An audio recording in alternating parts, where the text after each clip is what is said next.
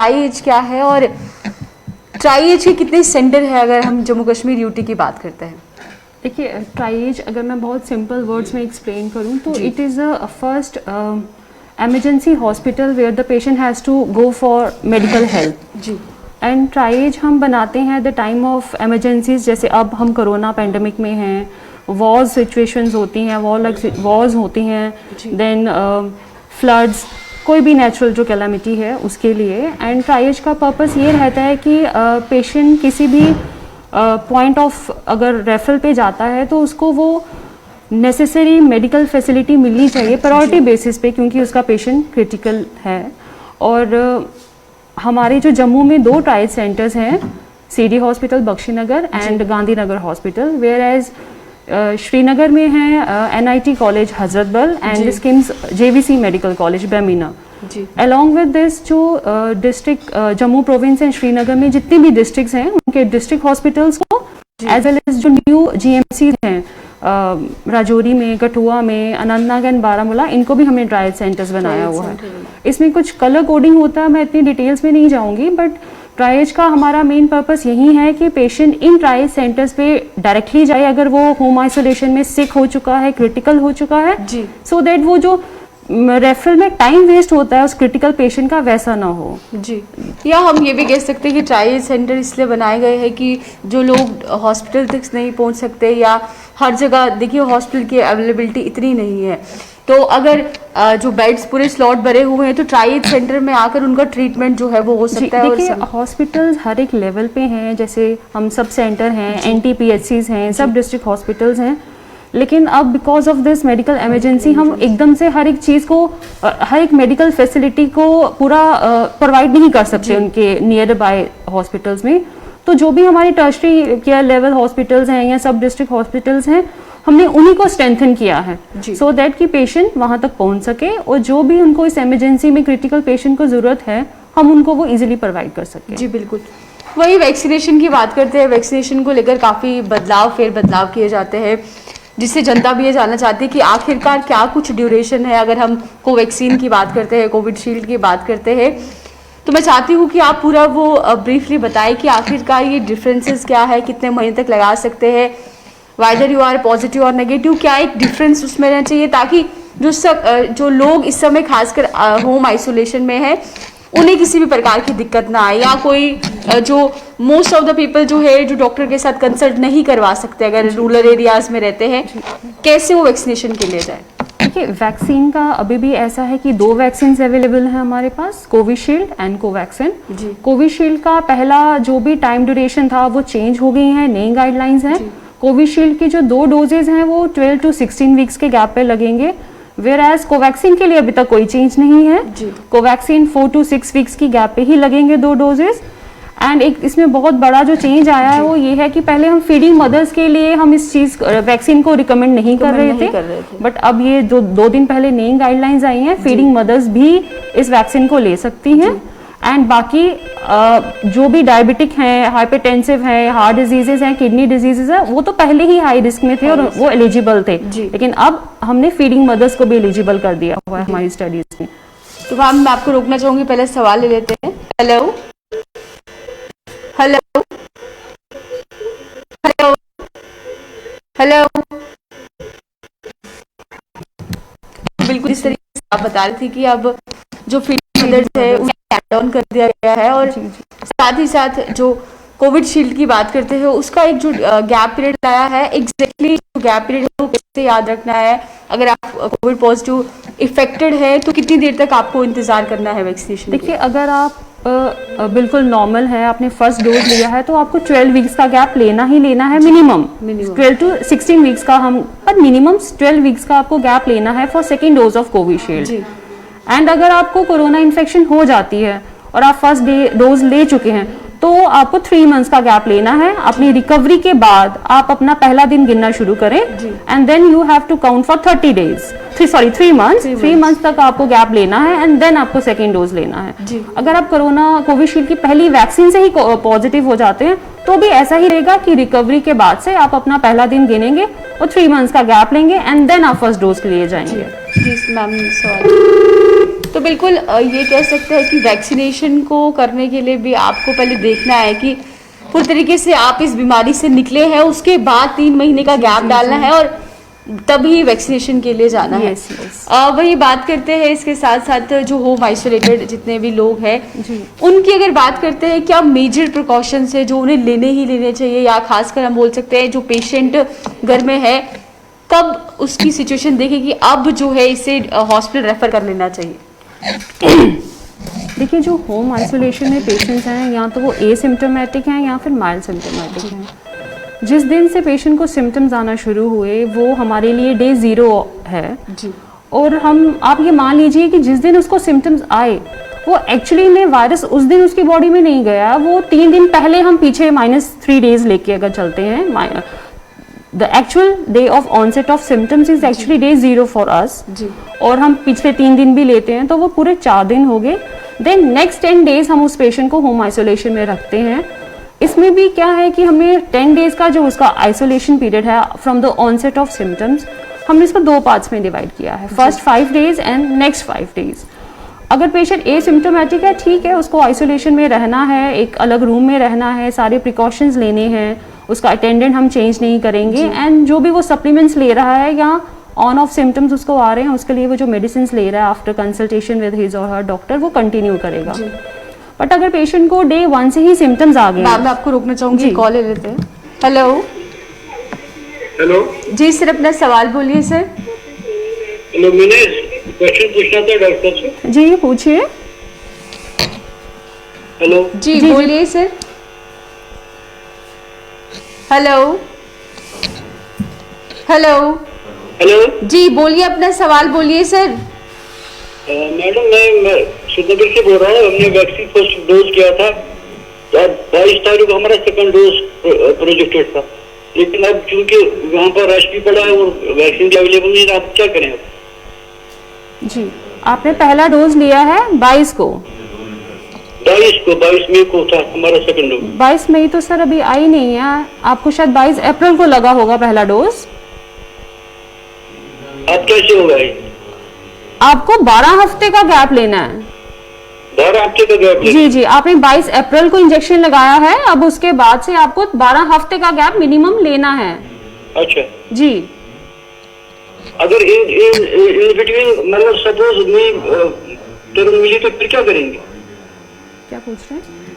कह रहे हैं कि इनकेस अगर वैक्सीनेशन नहीं मिलती है उस नहीं नहीं, ऐसा नहीं है, वैक्सीन अवेलेबल है, लेकिन हमने इसका थोड़ा टाइम लिमिट इंक्रीज किया है। जी। तो आपको 12 हफ्ते का गैप लेना है और फिर आपको अपना दूसरा टीका कराना है। अच्छा। जी जी, वैक्सीन है।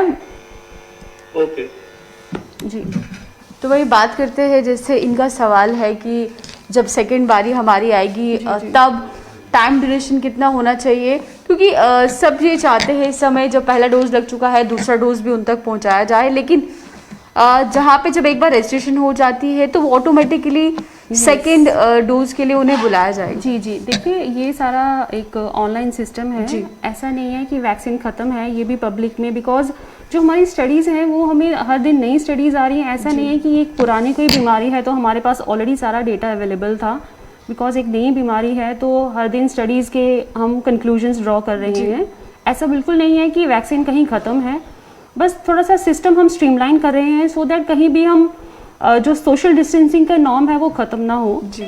और जैसे इन पेशेंट्स को कन्फ्यूजन है थोड़ा कि मैंने 22 मई को लगाया, एक तो इनकी डेट का भी कन्फ्यूजन है, और गैप हमने जो 12 हफ्ते का रखा है वो स्टडी बेसिस पे रखा है। ऐसा बिल्कुल नहीं है कि वैक्सीन ख़त्म हो गई हैं तो इसलिए हमने टाइम इंक्रीज किया, ये एक मिसनोमर है पब्लिक को।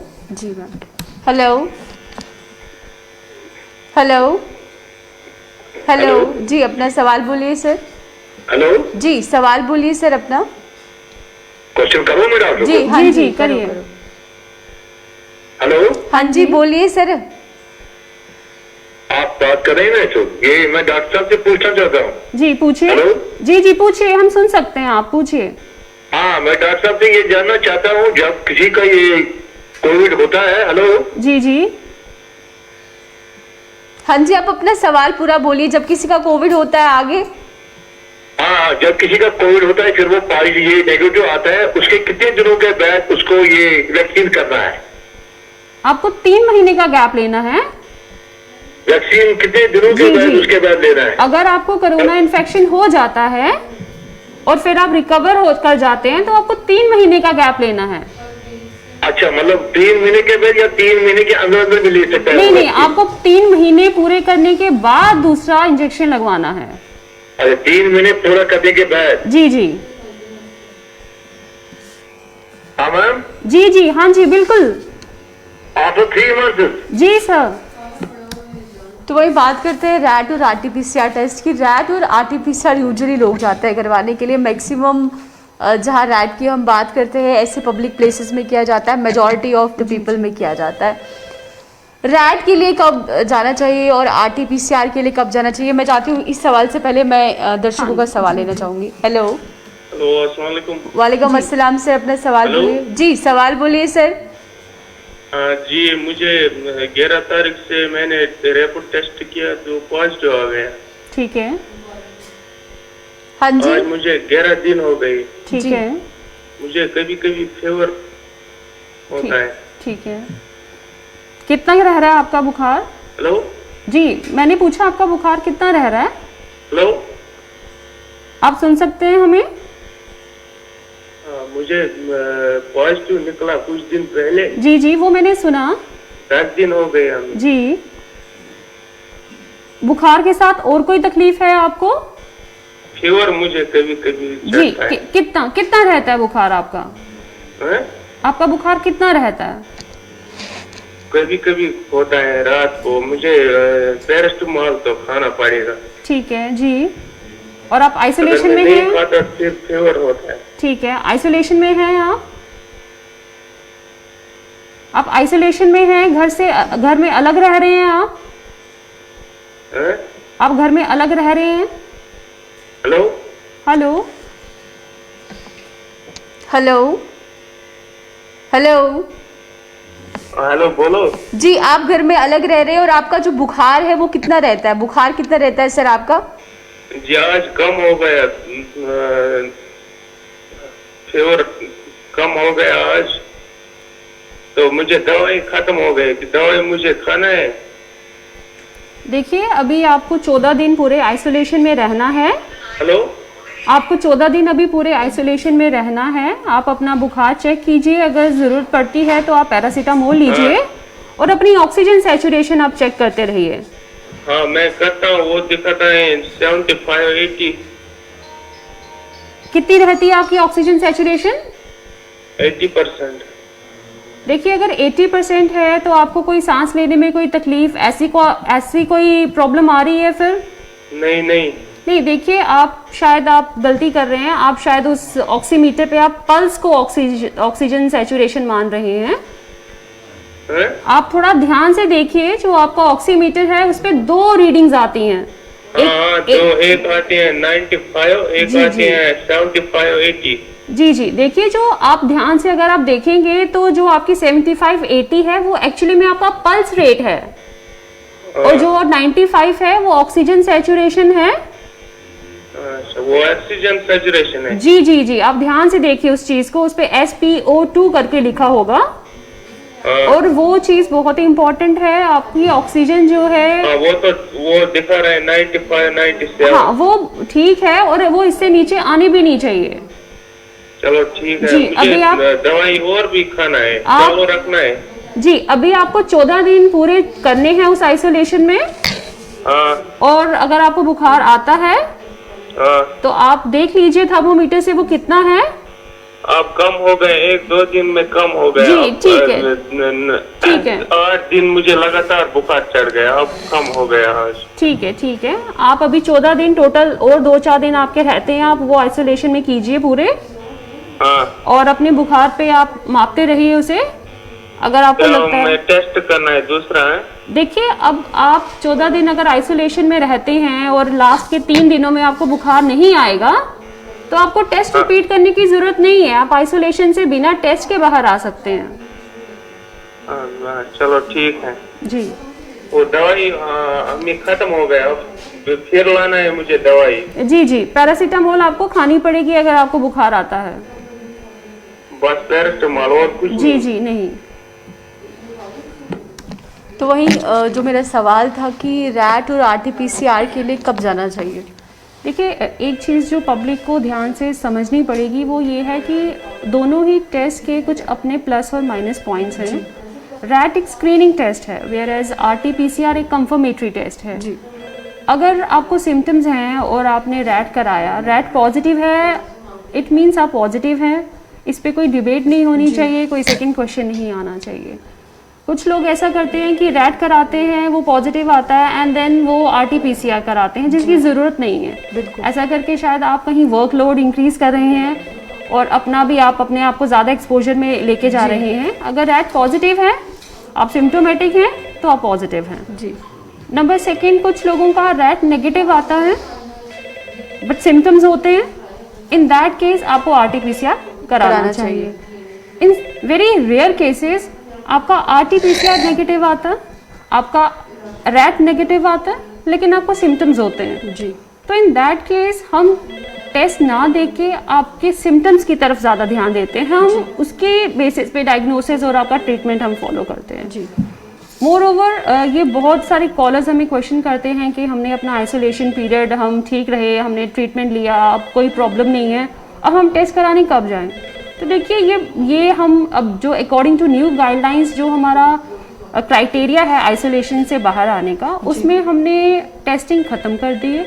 अगर आपके 10 डेज मैक्सिमम आपके 2 वीक्स भी अगर हम लेके चलें after the onset of symptoms, अगर आपको वो पीरियड ठीक आपका निकल जाता है या कोई प्रॉब्लम आती भी है, आप मेडिसिन से घर पे ही ठीक हो जाते हैं और आपको लास्ट के 3 दिनों में बुखार नहीं आता, तो आप आइसोलेशन से फ्री हैं बिना किसी टेस्ट के। जी। आप अपने उस रूम से बाहर आ सकते हैं और अगेन आपको वो मेजर्स, प्रिकॉशनरी स्टेप्स जो हैं वो लेने हैं, मास्क, सोशल डिस्टेंसिंग, सैनिटाइज करते रहना है अपने हाथों को बार बार, वो सब प्रिकॉशंस लेके आप अपनी फैमिली में मिक्स हो सकते हैं, बट आपको RT-PCR या रैट करवाने की कोई ज़रूरत नहीं है। जी।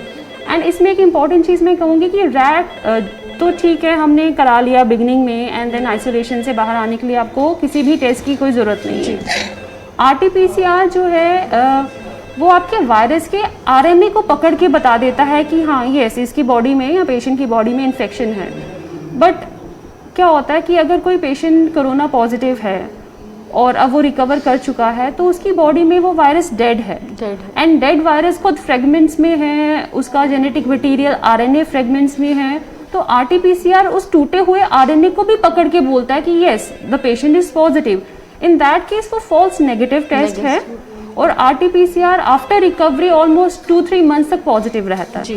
तो RT-PCR हम मोस्टली रिकमेंड करते हैं, जैसे मैंने बताया कि अगर रैट नेगेटिव है बट सिम्टम्स हैं तो आप RT-PCR कराएंगे। जी मैम, नेक्स्ट सवाल ले लेते हैं। हेलो हेलो हेलो, नमस्कार जी। नमस्कार मैम, अपना सवाल बोलिए। हेलो जी, सवाल बोलिए मैम अपना। हेलो। जी, सवाल बोलिए मैम अपना। हमने 5 मई को पहला डोज किया है, अब कब करना है दोबारा? अब आपको 12 हफ्तों बाद लेना है मैडम दूसरा डोज। कितने हफ्ते के बाद? 12 हफ्ते, हैं? 12 से 16 हफ्ते के बीच में आप लगा सकते हैं। दूसरा डोज? जी जी, दूसरा टीका।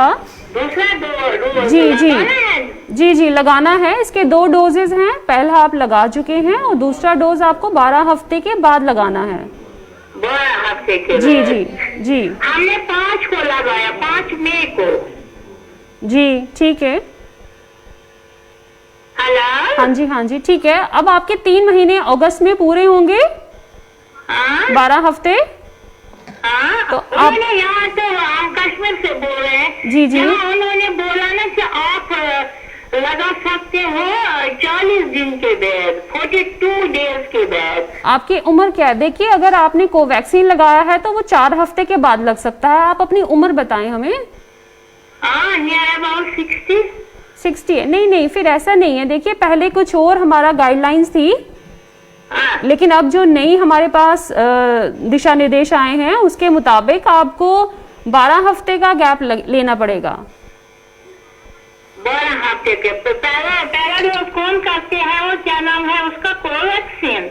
नहीं नहीं, आप देखिए, आप 60 साल के हैं तो आपको कोविशील्ड लगा है ना, कोविशील्ड के लिए हम 12 हफ्ते का गैप ले रहे हैं। अच्छा, कोविशील्ड लगाया। जी, आपको कोविशील्ड लगा और उसके लिए हम अब 12 हफ्ते का गैप लेके चल रहे हैं। फिर हम पूछेंगे ना उनसे, अपने डॉक्टर से पूछेंगे हमने कौन सा वैक्सीन लगवाया। जी ठीक है। देखिए, ये लोगों को अभी भी थोड़ा कंफ्यूजन बना है, इनको लगता है कि इनको शायद मिस गाइड किया है स्टाफ ने, बट ऐसा नहीं है, क्योंकि आज की गाइडलाइंस अगर 12 हफ्ते का गैप कर रही हैं तो हो सकता है हफ्ते बाद ये 15 वीक्स का मिनिमम गैप आ जाए। तो ऐसा नहीं है,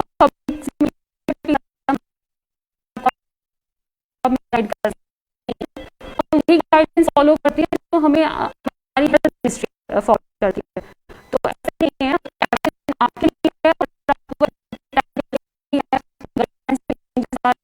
तो हम सबके लिए।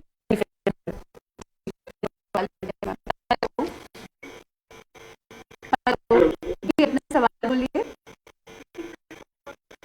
हेलो, सवाल प्लीज सर अपना। मैं मोहम्मद शाबान बाट फार्म से बोल रहा हूँ। जी बोलिए। जी सर बोलिए, हम सुन सकते हैं आपको।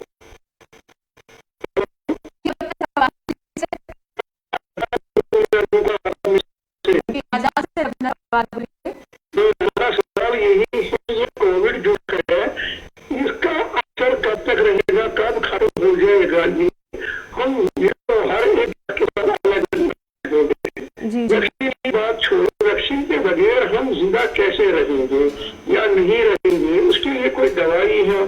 किसी को चेस्ट खराब है, किसी को जुकाम है, कोई और कुछ भी है, ये हम कहते हैं। आप उनकी मेहरबानी। जी।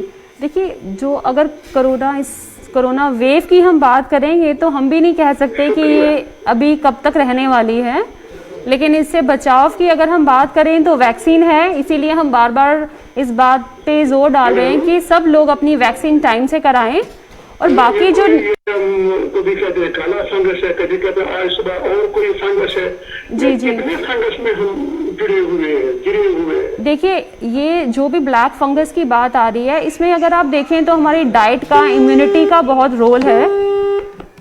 तो बिल्कुल, जैसे देखिए ब्लैक फंगस को लेकर या तमाम ऐसी चीज़ों को लेकर जो लोग हैं वो हड़बड़ा जाते हैं। हम ये कह सकते हैं कि कोरोना से अगर बचना है, अगर ये सब ना हो हमारे साथ, तो उसके लिए सिर्फ एक ही प्रिकॉशन है, एहतियातों को बरतें। घर से कम निकले, बाहर निकले, मास्क पहन लीजिए, तो आपको कोरोना नहीं हो सकता। जी जी। देखिए, कोरोना होने को ऐसा नहीं है, कोई भी इंसान 100% इससे गारंटेड नहीं है कि इसको नहीं होगा, बट अगर हम वैक्सीन ले लेते हैं तो हमारा जो प्रिवेंशन लेवल है वो काफ़ी हाई चला जाता है, और अगर हमें उसके वैक्सीन के बाद भी कोरोना हो जाता है तो कॉम्प्लिकेशंस का बहुत कम चांसेस होता है, हम बहुत सक्सेसफुली रिकवर कर सकते हैं कोरोना से। नेक्स्ट सवाल लेते हैं मैम। हेलो हेलो हेलो जी सर, अपना सवाल बोलिए सर। हेलो जी, सवाल बोलिए सर अपना। हाँ, नमस्कार मैम। नमस्कार। हेलो हाँ जी, जी, सवाल जी। बोलिए सर अपना। मैम, मेरे को पूछना है, मैंने कोवैक्सीन कराई है आज से 1 हफ्ता पहले। जी ठीक है, आगे बोलिए। कोवैक्सीन कराई मैंने है? कोवैक्सीन कराई आज से 1 हफ्ता पहले। जी जी लेकिन मेरे को 2 दिन तक कोई रिएक्शन नहीं आए, जी और 2 दिन के बाद मेरे को 3 दिन तक एकदम फीवर आया, शिवरिंग आई, जी और अभी भी मेरे को ऐसे क्या वीकनेस फील हो रही है काफी ज्यादा। जी। देखिए, वैक्सीन के जो साइड इफ़ेक्ट्स हैं वो मोस्ट प्रोबेबली फर्स्ट 48-72 आवर्स में आ जाते हैं। अगर आपको 1 वीक ये फीवर या फिटीग या रैश, कोई भी जो आप प्रॉब्लम कह रहे हैं वैसा कुछ है, तो सबसे पहले तो मेरी आपको एडवाइस है कि आप खुद को आइसोलेट करें, और फिर आप डे 3 या 4 पे जाके टेस्ट कराएं। मोस्ट प्रोबेबली आप किसी के कंटैक्ट में आए हैं, क्योंकि वैक्सीन से ये सब कुछ, वो भी 1 हफ्ते के गैप के बाद, ऐसा नहीं हो सकता सर। तो बिल्कुल वही बात करते हैं, जो होम आइसोलेशन में जितने भी लोग हैं, जब वो बाहर निकले, अगर उनके क्राइटेरिया की बात करते हैं, क्या कुछ क्राइटेरिया उन्हें फॉलो करना चाहिए, उसके बाद ही बाहर निकलना चाहिए? देखिए, होम आइसोलेशन के जो पेशेंट्स हैं उनको अपना 14 डेज का पीरियड वो पूरा करना पड़ेगा। जैसे मैं पहले कह रही थी कि जो हम ये इन्फेक्शन का पीरियड है from the onset of symptoms, हम 10 डेज लेके चलते हैं। तो उसमें हम first 5 days and next 5 days में इस पूरे पीरियड को डिवाइड करते हैं। अगर फर्स्ट 5 डेज़ में पेशेंट एसिम्प्टोमेटिक है या माइल्ड सिम्टम्स हैं उसको, तो वो अपने डॉक्टर के साथ कंटैक्ट में रहेगा, अपना जो भी ट्रीटमेंट है वो उसको लेगा। Then 5th day is a deciding day. 5th day decide करता है कि अगर पेशेंट की हेल्थ डिटीरियोरेट हो रही है, सिम्टम्स जो पहले थे वो ज़्यादा हो गए हैं, परसिस्ट कर रहे हैं, या कोई नया सिम्टम आ गया है, देन हम टेस्ट की तरफ रुख करते हैं। और अगर वो फर्स्ट 5 डेज उसके ठीक निकल गए हैं and then 5th day 6th day onwards उसकी रिकवरी शुरू हो गई है, तो हम फिर उसको हॉस्पिटल की तरफ नहीं भेजेंगे, हम घर में ही उसको टेलीफोनिक कन्वर्सेशन पे हम उसको गाइड करेंगे। But 5th day is a deciding day. कुछ लोग बहुत सारे ऐसे हैं जो होम आइसोलेशन में हैं, बिकॉज आजकल मीडिया ने भी बहुत हाईलाइट किया है इस चीज़ को, तो वो डे 1 पे ही CRP मार्कर्स कराने चले जाएंगे। कराएंगे तो सिर्फ एक CRP मार्कर कराएंगे या कुछ अपने से कोई भी टेस्ट करा लेंगे। तो ऐसा नहीं है। देखिए, अगर आपको ब्लड मार्कर्स कराने हैं, आप होम आइसोलेशन में हैं, तो आप 5th 6th डे के बाद कराइए। जी, फर्स्ट डे या सेकंड डे में CRP कराने का कोई मतलब नहीं है। ये एक इंफ्लामेटरी मार्कर है जो हमारी बॉडी में ये दिखाता है कि हाँ इन्फेक्शन बढ़ चुकी है। और CRP जो है इन्फेक्शन में बढ़ जाता है, और जब आप कोरोना से रिकवर होते हैं तो ये अपने आप इसका लेवल डाउन भी आ जाता है।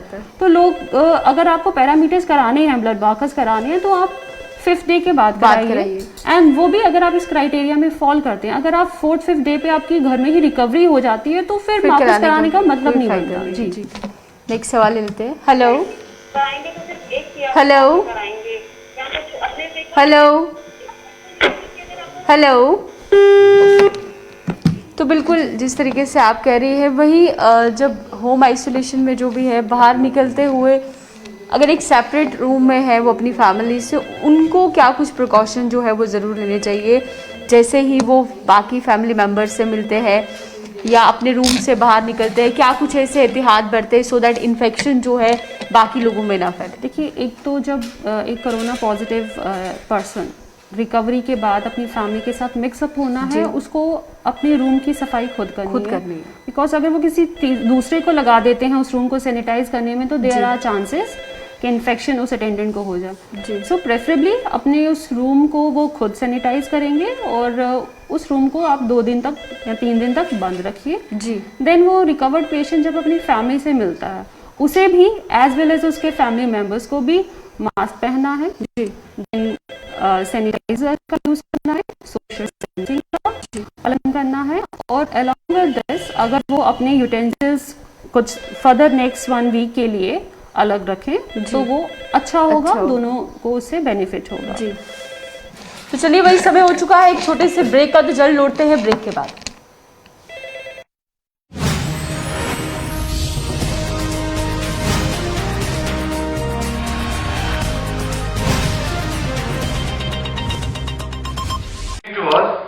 A very good evening to all. On behalf of the Department of Health and Medical Education, Government of Jammu and Kashmir, this is today's daily media briefing on the emergent COVID situation in the UT. As of today, 20th May 2021, a total of 4,169 new positive cases have been reported since our last update yesterday, which includes 1,518 from Jammu Division and 2,651 from Kashmir Division. Moreover, 4,042 COVID patients have recovered. Furthermore, 67 COVID deaths have been reported, which includes 41 from Jammu Division and 26 from Kashmir Division. Over the last 24 hours, a total of 47,432 COVID tests were conducted across the UT, which includes both RAT and RT-PCR. With regards to bed occupancy, against the availability of 5,486 level 1 and level 2 beds, 3,307 stands occupied. With regards to oxygen availability, over the period of next 24 hours, a total of 1,20,469 cubic meters of oxygen shall be made available. As for the ongoing COVID vaccination drive, a total of 15,454 people were vaccinated today, which brings the total number of people cumulatively vaccinated till now across the whole UT to 28,62,436. In the 45 years and above age group, a total of 62.66% people have been vaccinated. Apart from this, all district and divisional level control rooms are functional around the clock. Teleconsultations are available through the eSanjeevani portal.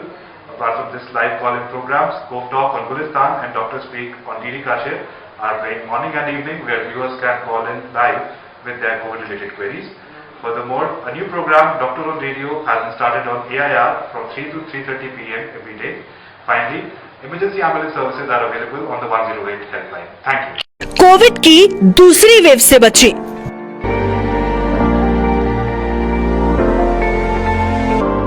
मेहरबानी करके इस बीमारी को समझने की कोशिश कीजिए। ये बीमारी लाइटली मत लीजिए, क्योंकि मैं इस बीमारी का खामियाजा भुगत चुकी हूँ। लास्ट ईयर 2020 28 ऑफ जुलाई मेरे हस्बैंड इसी बीमारी से एक्सपायर हो गए। इसी बीमारी की वजह से मुझे इतना बड़ा खामियाजा भुगतना पड़ा।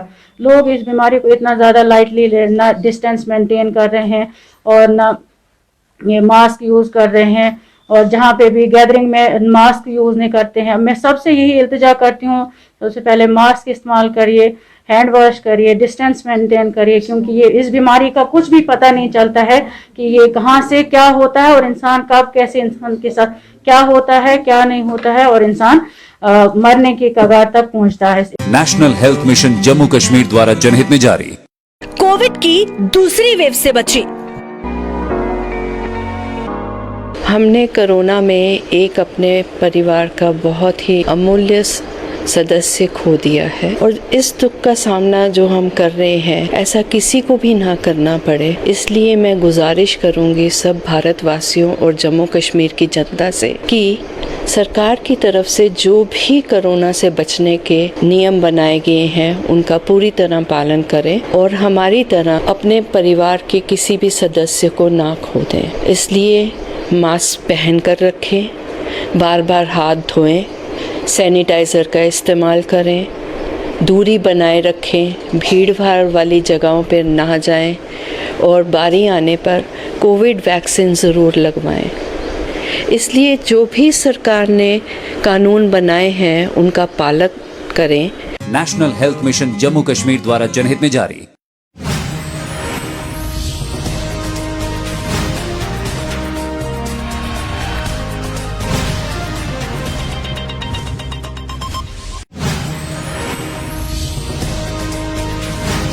बिल्कुल फोन कॉल जो है वो आ रही है, तो पहले सवाल ही ले लेते हैं। हेलो,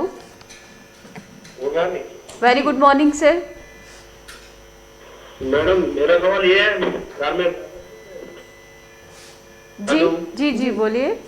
हेलो, हाँ जी बोलिए सर अपना सवाल। Hello hello hello. तो बिल्कुल जहाँ बात करते हैं स्क्रीनिंग की, क्या स्क्रीनिंग के लिए आपको पहले अपना जो रिपोर्ट है वो नेगेटिव ही होना चाहिए, उसके बाद ही आप वैक्सीनेशन के लिए जा सकते हैं? नहीं, देखिए जो नई गाइडलाइंस हैं ICMR की, उसके मुताबिक अगर हम देखें जो पर्सनली हमारे पास गाइडलाइंस आई हैं, अगर आप वैक्सीनेशन के लिए जा रहे हैं तो आपको स्क्रीनिंग कराने की कोई ज़रूरत नहीं है जी। नहीं ज़रूरी है कि आपके पास डायरेक्ट नेगेटिव रिपोर्ट होनी चाहिए। अगर आपको खुद में लगता है आप एसिम्प्टोमेटिक हैं, आपका किसी के साथ कंटैक्ट नहीं हुआ है, तो आपकी रजिस्ट्रेशन हो चुकी है, आप खुशी खुशी अपने वैक्सीनेशन के लिए जा सकते हैं। जी मैम, नेक्स्ट सवाल ले लेते हैं। हेलो हेलो जी सर, अपना सवाल बोलिए। हेलो, हाँ जी सर, सवाल बोलिए अपना। जी डॉक्टर साहब बोल रहा हूँ। जी बोलिए। बात कर लीजिए डॉक्टर साहब से बात। जी जी बताइए सर, बोलिए सर। हेलो हेलो, अपना सवाल बोलिए सर। ये सवाल ऐसे हैं, क्या घर में ऐसे रूटीन लगते हैं जैसे घर में हम खान पीन करते हैं, चाय दूध पीते हैं, खाना दूध खाते हैं। हेलो, हाँ जी हेलो जी। तो बिल्कुल जिस तरीके से आप कह रही हैं कि बदलाव जो है वो अब देखने को मिले हैं, और वही बात करते हैं जो सिम्टम्स की बात करते हैं हम कोविड के, बहुत सारे लोग हैं जब रिकवर हो जाते हैं, नेगेटिव आते हैं, उसके बाद भी बॉडी पेन रहता है, वीकनेस रहती है। क्या कुछ क्राइटेरिया है, किस तरीके से उन्हें इन सब चीज़ों का ख्याल रखना चाहिए? देखिए जो हमारे पास फर्स्ट वेव ऑफ कोविड थी उसमें हमें जो पोस्ट कोविड सिम्टम्स या कॉम्प्लिकेशंस में एक चीज़ बहुत हमारे पास जो कॉमन थी वो थी सोशल स्टिग्मा।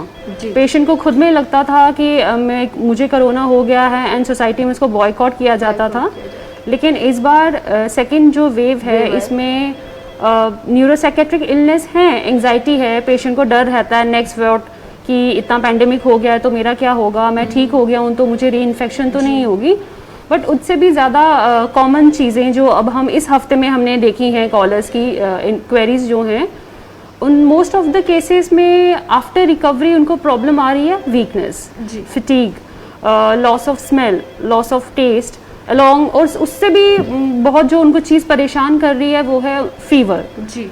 एंड म्यूकरमाइकोसिस तो है ही है। म्यूकरमाइकोसिस जो है बहुत डेडली कॉम्प्लिकेशन है जो आ जाती है, लेकिन जो लोग घरों में ही रिकवर कर रहे हैं उनकी कंप्लेंट्स यही हैं जी। फीवर है, और फीवर देखिए क्या होता है कि जब आप इन्फेक्शन से गुजर रहे हैं तो हमारी बॉडी में कुछ केमिकल्स रिलीज होते हैं, और वो हमारे ब्रेन में जो टेम्परेचर रेगुलेशन पॉइंट है उसको हाई ले जाते हैं जी। और रिकवरी के बाद क्या होता है कि आपकी बॉडी में वायरस लोड कम हो चुका है, ख़त्म हो चुका है, धीरे धीरे हो जाता है, बट वो जो टेम्परेचर सेटअप पॉइंट है वो उसी हाई लेवल पे रहता है और उसको नीचे आने में थोड़ा समय लगता है।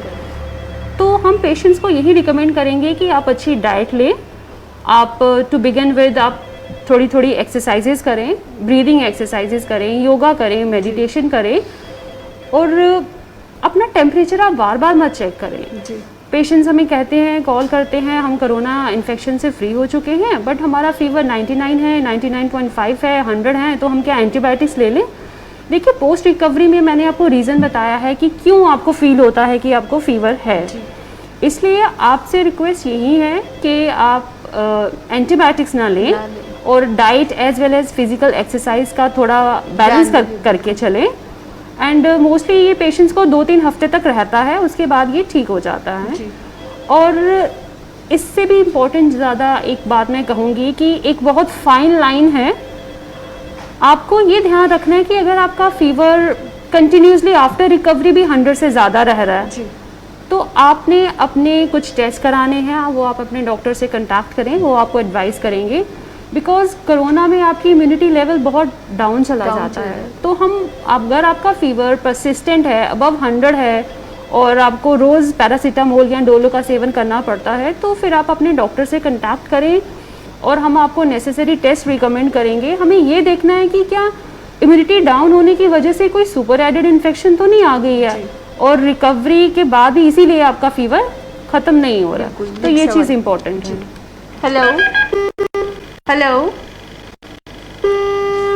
तो बिल्कुल ये सब जो हम कह सकते हैं अपने आप में, अपनी बॉडी में जो चेंजेस आ रहे हैं उस पे जो भी पेशेंट है, जो भी कोरोना पॉजिटिव है, उससे ये देखना बहुत ज़रूरी है कि क्या चेंजेस मेरे शरीर में आ रहे हैं, अगर आ भी रहे हैं तो क्यों आ रहे हैं, अब कितने दिन का गैप हो गया है। ये सब चीज़ें हमारे पास एक इंफॉर्मेशन वे में, या हमें पूरा पता होना चाहिए कब हमें कोरोना हुआ है, कितने दिन तक हमें इंतज़ार करना है, तो तभी जाकर वैक्सीनेशन की तरफ भी जाइए, या हम ये कह सकते हैं कि हमसे ये इन्फेक्शन किसी और की तरफ ना फैले। एक कॉमन चीज़ कंप्लेंट जो हमें पेशेंट्स कह रहे हैं वो है कफ। कफ परसिस्टेंट है। देखिए, ड्राई कफ अगर है तो आप उसके लिए एंटीटसिड्स लीजिए, तुलसी और जिंजर का इसमें बहुत अच्छा रोल है। देन अगर आपकी कफ जो है वो प्रोडक्टिव है, उसमें स्पूटम बलगम आती है, तो आप फिर स्टीम ले सकते हैं। और ये जो कफ है बेसिकली ड्यूरिंग इन्फेक्शन जो हमारी बॉडी में वायरस है वो उसको बाहर करने के लिए हमारी बॉडी कफ रिफ्लेक्स करती है। एंड ड्यूरिंग इन्फेक्शन क्या होता है कि जो कफ रिफ्लेक्स है, जो नर्व्स हैं जो इस चीज़ को ब्रेन तक लेके जाती हैं सिग्नल को, तो उनकी सेंसिटिविटी बढ़ जाती है और आफ्टर रिकवरी उस चीज़ को वापस आने में, एक नॉर्मल लेवल पे आने में टाइम लगता है। एंड देन जो भी हमारे लंग्स में डेब्रीज हैं थ्रू कफ, वो हम स्पूटम के थ्रू हमारे लंग्स, हमारी बॉडी कोशिश कर रही है वो बाहर आने की, तो ये रिकवर हो जाती है by 10-20 days. In case persist करती है तो आप अपने डॉक्टर के टच में रहिए, इस चीज़ का भी सोल्यूशन है, घबराना नहीं है, क्योंकि इस टाइम पेशेंट्स बहुत बॉदर कर रहे हैं, एंग्जाइटी है कि अरे नेगेटिव तो हो गई लेकिन अभी भी कॉम्प्लिकेशंस हैं, सिम्टम्स हैं, तो उस चीज़ से घबराना नहीं है, अपने डॉक्टर के टच में रहें आप। हेलो जी सर, अपना सवाल बोलिए सर। हेलो जी सवाल बोलिए। हेलो आदाबर जी बोलिए। हेलो जी सवाल बोलिए सर अपना। ये हम कैसे से बोल रहे हैं? हाँ जी। हेलो। हाँ जी सर, अपना सवाल बोलिए, आपकी आवाज आ रही है, अपना सवाल बोलिए। सवाल है, आप तो कह रही है ना ये वैक्सीन के बाद 12 महीने के बाद लगाना है वैक्सीन। जी हेलो। हाँ जी हाँ जी। हाँ, तो उसके बाद 12 महीने के बाद जो वैक्सीन, उससे पहले एक क्या वाला जी जी बिल्कुल करेगा। 12 महीने मतलब क्या आप कहते हैं ना कि दूसरा वैक्सीन जब तक ना हो तब तक मतलब पूरा नहीं होता है, मतलब 12 महीने तक ये काम कर सकता है क्या? जी देखिए, हमारे पास जो भी हमारे साइंटिस्ट जो लगे हुए हैं रिसर्च करने, जी जी ये चीज उन्होंने अपनी स्टडीज में देखी है कि अगर आप 12 हफ्ते के बाद अपना दूसरा टीका लगाते हैं जी जी तो आपको पहला टीका तब तक प्रोटेक्शन देगा जी जी। और आपका सही समय दूसरा टीका लगाने का 12 हफ्ते बाद ही बनता है। अच्छा अच्छा। जी तो दूसरी बात ये है मैम, जो आप कह रहे हैं ना ये रजिस्ट्रेशन करनी है, जी ये रजिस्ट्रेशन कितने पहले टीका लगाने के बाद कब रजिस्ट्रेशन करनी है, कितने दिनों तक रजिस्ट्रेशन नहीं। और कहाँ करनी है? देखिए, रजिस्ट्रेशन एक ही बार होगी। अगर आप 45 से ऊपर हैं, अगर आप 45 साल से ऊपर हैं तो भी आपकी रजिस्ट्रेशन एक ही बार होगी। जी जी, तो रजिस्ट्रेशन एक ही बार होती है। हमने पूरे परिवार में जितने बुजुर्ग हैं ना उनको सबको एक लगाया। जी जी, बहुत बहुत अच्छा किया आपने, बहुत समझदारी की बात है ये। और जब आपका समय बनेगा 12 हफ्ते के बाद तो आपको दूसरा टीका भी कराना है। ठीक है, वो मैं कह रहा हूँ, लेकिन रजिस्ट्रेशन कहाँ करनी है? नहीं, आपकी टीका लगाने के बाद रजिस्ट्रेशन कहाँ करनी है? देखिए, आपने एक बार रजिस्ट्रेशन करा दी है और अब आपने दूसरी बार रजिस्ट्रेशन नहीं करनी है। आपको आपके फोन पे मैसेज आएगा और आपको बता दिया जाएगा कि आपको दूसरे टीके के लिए कब आना है और कहाँ आना है। तो इसमें ज्यादा कोई चेंज नहीं है। जहां आपने सरकारी हॉस्पिटल में अपना पहला टीका कराया है, दूसरा टीका भी उसी हॉस्पिटल में होगा और आपको जिस दिन वो आपका डोज ड्यू होगा आपको उसी दिन एक SMS आएगा। जी ठीक है, ओके मैम, थैंक यू। तो बिल्कुल वही बात करते हैं जिस तरीके से ने वैक्सीनेशन के डोज की बात की। बहुत से लोग ये समझ रहे हैं शायद दोबारा से रजिस्ट्रेशन तो नहीं करानी है। नहीं, ऐसा नहीं है। देखिए, अगर आप अबव 45 हैं या बिलो 45 हैं, registration is a one time process. और जब आपका फर्स्ट डोज हो जाता है तो आप सेकेंड डोज के लिए ड्यू हैं तो आपको ऑटोमेटिकली आपके एक रजिस्टर्ड मोबाइल नंबर पे SMS आएगा जी, और उसमें आपको अपने पहले वाले वेन्यू पे ही जाके अपना दूसरा टीका कराना है। रजिस्ट्रेशन सिर्फ एक ही बार होना है। बिल्कुल, नेक्स्ट सवाल ले लेते हैं। हेलो हेलो हेलो हेलो जी, अपना सवाल बोलिए सर। मेरी मॉम जो है ना वो रिकवर हुई है कोविड से। जी ठीक हाँ है। हाँ जी जी, सैचुरेशन अभी बैलेंस नहीं हो रही है। उसकी सैचुरेशन लास्ट टाइम हम चेकअप करने के लिए गए थे तो उसकी सैचुरेशन वहाँ तक 78 हो गई थी जी। तो हमारे पास ऑक्सीजन सपोर्ट नहीं था, लेकिन घर से हम जब निकले तो उसकी सैचुरेशन राउंड अबाउट 92 थी। ठीक है। तो मुझे आप ये बोलिए ये क्या सैचुरेशन ठीक हो जाती है? देखिए, सैचुरेशन जो है वो ऐसा नहीं है। अगर सैचुरेशन आप कह रहे हैं 78 है, 75 है तो पेशेंट जो है वो 78, 79 सैचुरेशन चेकअप के दौरान हुई थी जी। लेकिन जब हम घर से निकले तो सैचुरेशन 92 थी। देखिए, कई बार क्या होता है कि आप ऑक्सीमीटर उंगली में लगाने का भी एक तरीका होता है। अगर आप वो सही से नहीं लगाएंगे तो आपकी जो रीडिंग है वो ठीक नहीं आएगी। और दूसरी बात ये है, जो ऑक्सीमीटर है उस पर 2 वैल्यूज आती हैं, 2 रीडिंग्स आती हैं। उसमें एक पल्स रेट होता है और दूसरा आपका ऑक्सीजन होता है। तो जो भी इंसान आपके घर में ऑक्सीमीटर देख रहा है जिसने लगाया है, आप उसको एक बार जरूर सिखाएं कि कौन सी रीडिंग देखनी है सैचुरेशन के लिए। क्योंकि जैसे आप कह रहे हैं पेशेंट की जो 75 हुई सैचुरेशन एंड देन एकदम से 90 होगी, ऐसा हो नहीं सकता। अगर किसी पेशेंट का ऑक्सीजन सैचुरेशन बिलो 90 चला जाता है फिर वो बिना ऑक्सीजन सपोर्ट के अपने आप वापस नहीं आता। तो आप ये चीज़ थोड़ा कंफर्म कर लीजिए कि कहीं आपने पल्स रेट को तो ऑक्सीजन सैचुरेशन तो नहीं मान के आपने पेशेंट को शिफ्ट किया है हॉस्पिटल एंड देन आप कह रहे हैं वो 90 है तो वो ठीक है। आप इस चीज़ पे थोड़ा ध्यान दीजिए। ऑक्सीमीटर की बात करते हैं, कैसे इस्तेमाल करना है, पल्स रेट हो या जहां हम ऑक्सीजन सैचुरेशन की वहाँ पे देखते हैं कि आखिरकार कहाँ तक जा रहा है। एग्जैक्ट वे कैसा है, किस तरीके से इसे इस्तेमाल करना है और दिन में कितनी बार एक पेशेंट की जो हम कह सकते हैं ऑक्सीजन लेवल या पल्स रेट अगर उसकी चेक करनी है कितनी बार चेक करनी चाहिए? देखिए ऑक्सीमीटर जो है वो जो एपरेटस है इतना सा एपरेटस है, कुछ लोग उसको यूँ फिंगर पे सिर्फ यूँ रखेंगे जी और वो रीडिंग गलत आने के बहुत ज़्यादा चांसेस हैं। सो हम बार बार कहते हैं ऑक्सीमीटर अगर इतनी स्पेस उसके अंदर है तो आपको अपनी पूरी फिंगर उस पर इंडेक्स फिंगर या मिडल फिंगर को यूँ रखना है उसमें पूरा जी। और दूसरी चीज़ है आप जिस भी उसको सरफेस पे रखें वो स्टेबल हो। ऐसे नहीं है कि आपने उसको यूँ रख दिया या यूँ रख दिया तो वो गलत रीडिंग आती है। आप उसको अपने हाथ के लेवल पे या अपने बैठ के या फिर आप लेट के उसको आप एक स्टडी सरफेस पे रखें ऑक्सीमीटर को और फिर उस पर रीडिंग ले। और जैसे मैंने देखा 2 कॉलर्स को ये कन्फ्यूजन है, वो पल्स रेट को ऑक्सीजन सैचुरेशन मान रहे हैं। नहीं, जो ऑक्सीमीटर है वो 2 रीडिंग्स बताता है और उस पर लिखा होता है PR is pulse rate and SpO2 is oxygen saturation, वो देखें।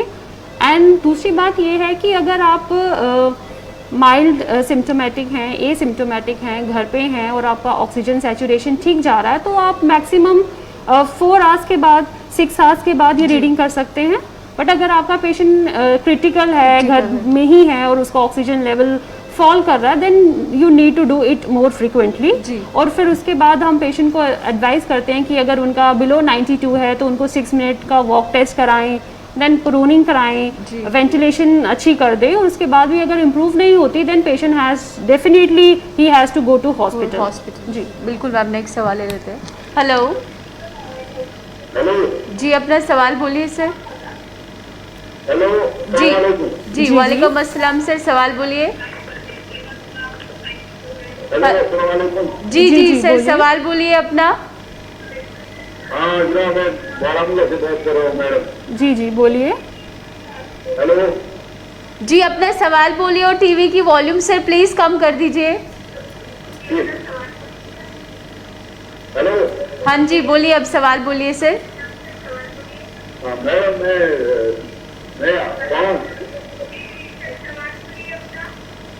मैं 8 तारीख को मैंने टेस्ट किया था अपना। ठीक है 8 तारीख को मैंने टेस्ट किया था अपना मैडम। जी ठीक है, बोलिए बोलिए, हम सुन सकते हैं। आपने टेस्ट कराया अपना? जी मैंने 8 तारीख को पहला टेस्ट किया था, कल से आया था वो। ठीक है हेलो जी, हम सुन सकते हैं। मैंने 2-3-4 दिन के बाद दूसरा टेस्ट करवाया था। जी जी वो भी कल से आया था, तब से आज तक हो गए तकरीबन 14-15 दिन। ठीक है तो अब क्या करना है? मैं आप ठीक हूँ, अब क्या करना है डॉक्टर? जी, देखिए जब आप एक बार पॉजिटिव आ जाते हैं तो 4 दिन के बाद टेस्ट रिपीट करने का कोई मतलब नहीं बनता। ऐसा मैं ठीक था, इसीलिए मैंने टेस्ट किया था दूसरा। नहीं, देखिए हो गए 10-15 दिन। जी जी अब मुझे ठीक क्या है। करना है? टेस्ट करना अब है, ना करना है? नहीं क्या नहीं, करना है? अब आप मुझे बताएं, आपको कोई इस टाइम तकलीफ आ रही है कोई? नहीं कोई मतलब मैं ठीक हूँ, बिल्कुल ठीक। जी ठीक है। और आपको कोई बुखार आया है पिछले 3 दिनों में? पिछले 3 दिनों में आपको कोई बुखार आया है? नहीं बस कुछ नहीं। पहले मतलब 8 तारीख को मैंने पहला टेस्ट जी, किया जी। था, 8 तारीख को। जी। आज तो हो गए। देखिए अगर आपको 10 दिन से अब ज़्यादा हो चुके हैं आइसोलेशन में, आपको पिछले 3 दिन में बुखार नहीं आया तो आप बंद कमरे से, अपने कमरे से बाहर आ सकते हैं। आपको इसके लिए कोई टेस्ट करवाने की ज़रूरत नहीं है। जी दूसरा टेस्ट मैंने किया था 16 को, दूसरा टेस्ट। जी जी तब से मैं ठीक हूँ। ठीक है जी। देखिए अगर आपने टेस्ट करा लिया तो ठीक है, लेकिन अदरवाइज भी जैसे आपकी केस हिस्ट्री है, आपको 10 दिन से ज़्यादा हो चुके हैं, बुखार नहीं आया लास्ट के 3 दिनों में, तो आप बिना टेस्ट कराए भी आइसोलेशन से बाहर आ सकते हैं। लेकिन अब आप अपनी फैमिली के साथ जब मिक्स होंगे, आपको भी मास्क पहनना है, उनको भी मास्क पहनना है, सोशल डिस्टेंसिंग का पालन करेंगे और सैनिटाइजर का प्रॉपर यूज़ करेंगे। ये आपको प्रिकॉशंस लेने पड़ेंगे। तो बिल्कुल जैसे उन्होंने पॉजिटिव आए, एक टेस्ट करवाया, उसके 4 दिन बाद ही दूसरा टेस्ट करवाया, क्या ज़रूरी है इस तरीके से एक टेस्ट के बाद दूसरे टेस्ट की तरफ दोबारा? देखिए मैंने पहले भी कहा, पब्लिक को ये चीज़ समझनी पड़ेगी कि अगर आप एक बार रैट पॉजिटिव हैं तो दूसरी बार उसको रिपीट कराने की ज़रूरत नहीं है। जैसे ये इनको लगा कि मैं ठीक हूँ तो 4 दिन के बाद ये रिपीट कराते हैं और अगेन वो पॉजिटिव आता है, तो इन्होंने अपने आप को देखो वहाँ जाके एक तो हॉस्पिटल पे बर्डन ऐड ऑन किया है, दूसरा खुद को एक्सपोजर में रखा है इन्होंने अगेन। तो आप अगर एक बार पॉजिटिव हैं, हो सकता है आप एसिम्प्टोमेटिक हैं या माइल्ड सिम्प्टोमेटिक है, तो आपको लगता है कि आप पूरी तरह से ठीक है तो अब मैं टेस्ट रिपीट करा सकता हूँ, बट ऐसा मत कीजिए। अगर आप एक बार पॉजिटिव हैं और आप माइल्ड या एसिम्प्टोमेटिक है तो 10 दिन का इंतज़ार कीजिए जी। और अगर आपको 10 दिन तक आप ठीक रहते हैं या माइल्ड सिम्टम्स भी हैं और वो ठीक हो जाते हैं और लास्ट के 3 दिनों में आपको कोई बुखार नहीं आता, तो आप आइसोलेशन से बाहर आ सकते हैं, आप इन्फेक्शन फ्री हैं जी। उसके लिए भी आपको कोई टेस्ट कराने की जरूरत नहीं है। बिल्कुल। हेलो जी, अपना सवाल बोलिए सर।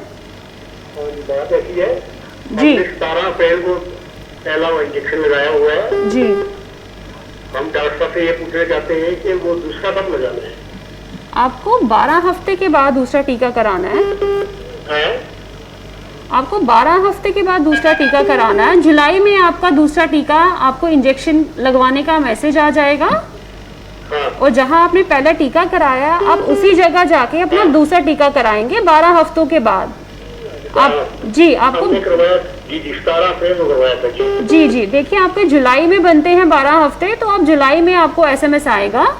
अच्छा जी। आप खुद भी अपना ध्यान रखें और जब आपका डोज बनता है आप अपने रजिस्टर्ड प्लेस पे चले जाएं और आप दूसरा टीका करा लें अपना। अच्छा ठीक है भाई, जी। यहाँ से करवाया भाई, जी जी जी जी। हेलो जी। तो बिल्कुल बहुत से लोगों को ये कन्फ्यूजन है, जैसे मैंने पहले भी बात की कि क्या दोबारा से रजिस्ट्रेशन नहीं करवानी है। इनको समझना पड़ेगा कि एक बार रजिस्ट्रेशन हो गई है, आपका डेटा फीड हो चुका है कि आपका फर्स्ट डोज लग चुका है जी, तो अपने आप आपको मैसेज आएगा जब आपका टाइम ड्यूरेशन आएगा कि इन्होंने इस तारीख को फर्स्ट डोज दिया था, अब सेकेंड डोज के लिए इन्हें रेडी रहना है और मैसेज जो है वो अपने आप आ जाएगा। तो नेक्स्ट कॉल ले लेते हैं मैम। तो बिल्कुल जिस तरीके से तमाम गाइडेंस की हम बात करते हैं, एहतियात बरतने की बात करते हैं, तो वही बहुत से लोग जो है डाइट को लेकर भी अक्सर कहते हैं कि कौन सी डाइट लेनी चाहिए, नहीं लेनी चाहिए। तो डाइट को लेकर क्या कुछ इस समय खाना चाहिए? देखिए, अगर कश्मीर की बात करते हैं तो वहाँ ठंड ज़्यादा रहती है, तो वहाँ nonveg most of the people nonveg ज़्यादा प्रेफर करते हैं। जम्मू की बात करते हैं, यहाँ पर भी सीजनल चेंजेस की बात करते हैं, तो सर्दियों में ज़्यादा नॉनवेज का सेवन होता है। एक प्रॉपर डाइट की बात करते हैं, उसमें क्या नॉनवेज इस समय कोरोना के समय खाना चाहिए या नहीं खाना चाहिए? देखिए, जो प्रोटीन रिच डाइट है इसका रोल तो हमेशा ही रहता है हमारी हेल्दी लाइफस्टाइल को मेंटेन करने में। अगर आप नॉन वेजिटेरियन खाते हैं तो थोड़ा ध्यान ये रखें, उसमें ऑयल एंड स्पाइसेस का ध्यान रखें कि वो कम होने चाहिए। एंड अगर आप वेजिटेरियन हैं तो आप पल्सेस, स्प्राउट्स एंड चीज़ का ज़्यादा इस्तेमाल करें। अलॉन्ग विद जंक फूड को आप बिल्कुल भी ना लें तो बहुत अच्छा होगा। और ऐसा नहीं है कि सिर्फ कोरोना में ही आपको जंक फूड अवॉइड करना है। स्टार्टिंग से हम ये कहते हैं कि जंक फूड अच्छा नहीं है और अनफॉर्चुनेटली हमारे जो बच्चे हैं वो इस चीज़ की तरफ ज़्यादा अट्रैक्ट हो जाते हैं, बट वो चीज़ हमें अपने बिहेवियर में चेंजेस लाने पड़ेंगे। कोविड एप्रोप्रिएट बिहेवियर जो हम बार बार कह रहे हैं कि हेल्दी लाइफस्टाइल मेंटेन करना बहुत इंपॉर्टेंट है हमेशा से ही। और अगर हमारी इम्यूनिटी जो है वो एक दिन में नहीं बनती है, तो अच्छी डाइट अगर आप ले रहे हैं तो वो आपकी इम्यूनिटी बचपन से ही स्ट्रॉन्ग कर देगी और आप बीमारी कोई भी हो उससे बहुत अच्छे से आप बाहर आ सकते हैं। एंड देन आप अपनी हाइड्रेशन का ध्यान रखें। अलॉन्ग विद डाइट आपको हाइड्रेशन अच्छे से करनी है। अपनी आप एक्सरसाइज करें, उससे आपकी मसल्स एंड कार्डियक एक्सरसाइजेज हैं आपकी, आप योगा करें, मेडिटेशन करें, ये सब चेंजेस आपको अपने बिहेवियर में लाने चाहिए। एंड कुछ लोगों का जॉब प्रोफाइल वैसा होता है कि सेडेंटरी लाइफस्टाइल होता है, बैठे बैठे सिटिंग उनका जॉब है, तो नाउ इट्स हाई टाइम वो चीज़ अब आप अपने लिए टाइम निकालें और अपनी डाइट एंड अपने बॉडी एक्सरसाइजेज जो हैं उनको करें, so that you can come out of this thing very easily. जी। Hello hello ma'am. जी, गुड मॉर्निंग सर, अपना सवाल बोलिए। मैम, डॉक्टर से ये सवाल पूछना है कि हमने जो अपना पहला डोज लगाया जी, और दूसरे डोज लगाने के लिए हमें कुछ टाइम मिला है, ठीक है जी, वो डोज बुक करने के लिए हमें इसमें रजिस्ट्रेशन करनी है और स्लॉट बुक करना है। आप प्रोग्राम ऑनलाइन देख रहे हैं, आप स्लॉट के बारे में कुछ नहीं बोल रही है। जी जी, देखिए, आपका एज ग्रुप क्या है? 45 से नीचे हैं आप? 45 से नीचे। देखिए, पहले जो 2 दिन पहले तक हमारे पास जम्मू में 21 स्लॉट था, एक ही वेन्यू था फॉर कोवैक्सीन। जी, कश्मीर में भी एक ही जगह थी जहाँ पे हम कोवैक्सीन लगा रहे थे, बट कल जम्मू में भी कोविशील्ड लगी है 18 to 46 ग्रुप में। सेम कश्मीर में भी ऐसा हो रहा है, बट वो जो 18 to 45 में हम कोविशील्ड लगा रहे हैं, they are actually high risk people, जैसे कंस्ट्रक्शन वर्कर्स हैं, लेबर है, पोनी वालाज हैं, कूलीज हैं। उनका डेटा ऑलरेडी रिस्पेक्टिव डिपार्टमेंट से हमारे पास आ चुका है एंड हम उनको इन्फॉर्म कर देते हैं थ्रू SMS कि आपका वैक्सीनेशन आज होगा, कहाँ होगा। बाकी जो पॉपुलेशन है, अगर हम हाई रिस्क को छोड़ देते हैं, 18 to 45 में जो लोग हैं उनके लिए भी हम धीरे धीरे सारा सिस्टम स्ट्रीमलाइन करेंगे सर।